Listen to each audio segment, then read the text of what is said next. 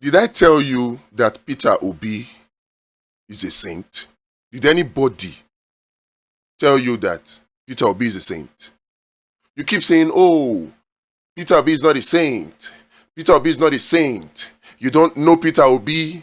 He's not a saint. Did anybody tell you that Peter Obi is a saint? Even Peter Obi himself. Did he tell you that he is a saint? I agree, Peter Obi is not a saint. Compared to Tinubu, Peter Obi is an angel. What is saint? Saint is small now. Peter Obi is an angel. In fact, if there's anything bigger than angel, God. You can say Peter Obi is a god compared to Tinubu. Oh, Peter Obi is not an angel. Peter Obi is not an angel. He used government money to invest in his private business. But the business, the money still belongs to government. They won't tell you that. Compare that to Tinubu. Once he used government name to collect loan, he will now use PPP arrangement to siphon that loan into private pockets. Meanwhile, it is the government that will still be paying. Practical examples exist, many. So compare that to Peter Obi. You'll see that Peter Obi is way more than a saint. Peter Obi did not leave one debt, not ₦1 debt, not ₦1 debt, not $1 debt for Anambra. Can you say that about Tinubu? Yes, you say, oh, he built Eco Atlantic. Oh, he built Blue Rail. He did this, he did that. Did they tell you the loan they took to build those projects? On top of that, they have huge, enormous, gigantic IGR. IGR that they have access to because of the fact that Lagos was a federal capital territory. And federal money was used to develop Lagos. It gave it that status. So they have huge IGR. But on top of that enormous IGR, he still took a lot of loans. And they say, oh, he used it to develop Lagos. They won't tell you that Eco Atlantic, now person get am, go and check. Now Tinubu and the people. If Lagos State get anything, then are just small. Meanwhile, they use Lagos State government name to collect the loan. But they'll start collecting the money from the people. The same thing they are doing with this Lagos-Calabar Coastal Highway. They use government name to collect loan. Then they will use PPP to implement the project. Then they will now use the private partner to siphon the money to private pocket. They didn't tell you that they are going to toll that Lagos-Calabar Coastal Highway so high that even the poor people no poor person, any minimum wage will pass that road with his clear eyes if they are able to complete it. So compared to Tinubu, Peter Obi is a saint. Now, not that he did not just borrow any money or have any debt, leave any debt. He left money behind. He left money behind. Other governors are even mocking him for it. Can you say that about Tinubu? That Tinubu left money behind? How? Even the money that was there, they made sure that everything. What Governor Ishaku said, very, very true. Oh, we don't leave money behind, oh. We don't leave money behind, oh. Oh, we spend money, yeah. We owe. Very true with Tinubu. So when you say Peter Obi is not a saint, I agree. He's way more than a saint. He's an angel when you compare him to Tinubu. Peter Obi has not collected ₦1 as pension. Not ₦1.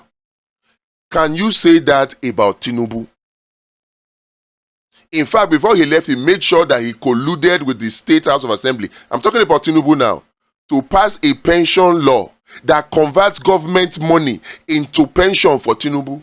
Huge, enormous pension. taking taxpayers' money, taking money, the blood and sweat of the poor citizens of Lagos. Poor citizens. They tell you that Lagos is developed. I agree Lagos is developed because of its former status as the Federal Capital Territory.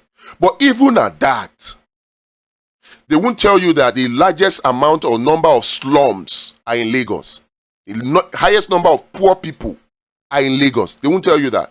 But Lagos is developed. Developed for who? For Tinubu and his friends. So the developed parts of Lagos are the island where Tinubu and his boys live.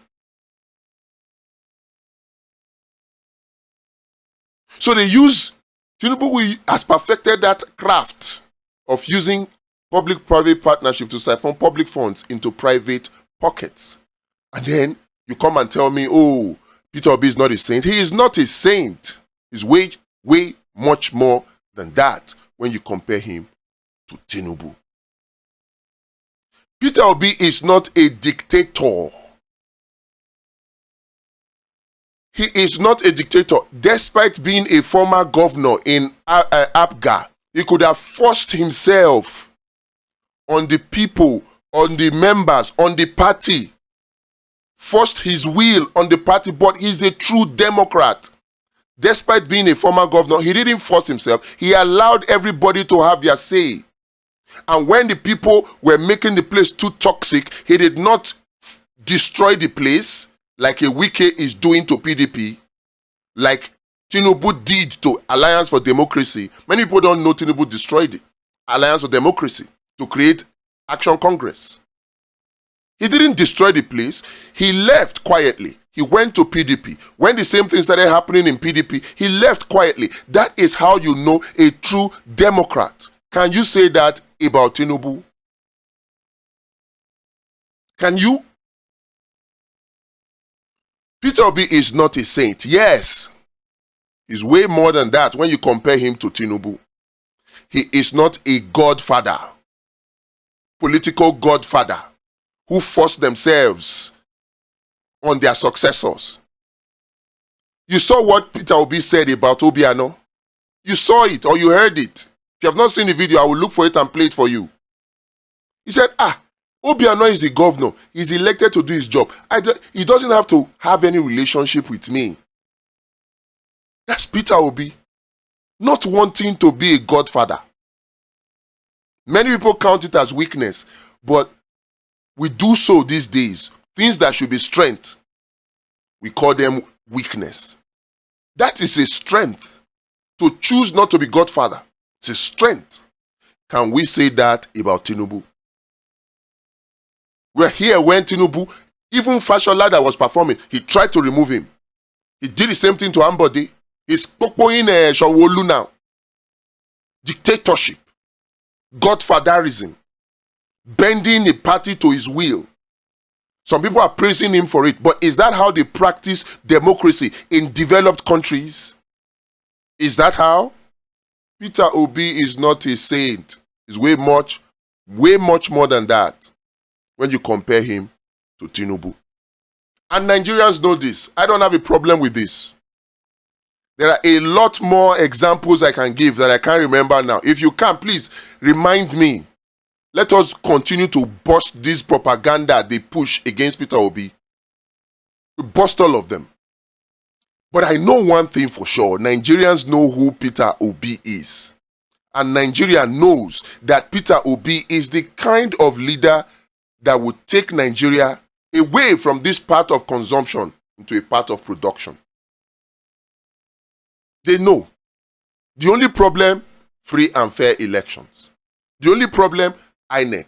Well, not only INEC, because you have thugs, you have compromised security agents, you have compromised judiciary, compromised political party. That's the only problem. Nigerians know. They know who the true empathetic leader, the leader with empathy, the leader with character, the leader with competence, they know who he is. They know it's Peter Obi. If there were free and fair election today, Peter Obi wins, hands down. And that is why my focus is, and our focus should be, how do we get free and fair election? Beyond just looking for electoral reforms. Even the electoral reforms will be hard for us to get, considering that I don't expect a Tinubu or an Akpabio to reform themselves out of power. I don't expect them to. So, but if peradventure we get the electoral reforms by the enormous pressure that we mount on Tinubu and Akpabio, if peradventure we get it, that is still not enough. In fact, that's just first step. We must put countermeasures in place. And we have those countermeasures. Starting with election guard, vote vision, polling unit marshal. 600,000 volunteers we need. Link is in the description. Join us. If you know somebody who is supposed to be a polling unit marshal and the person is not online, share this video with that person, or share the message with the person. Let them volunteer. Link is in the description. We have the application already. Even if INEC refuses to do the right thing, we Nigerians will transmit election results real time, collate it real time, display it real time on election day in 2027. The law allows us to do that.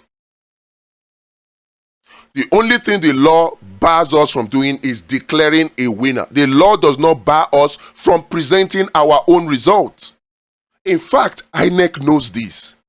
And that was what INEC used against us, because they know that we don't have our own results. And that's why they keep saying, go to court.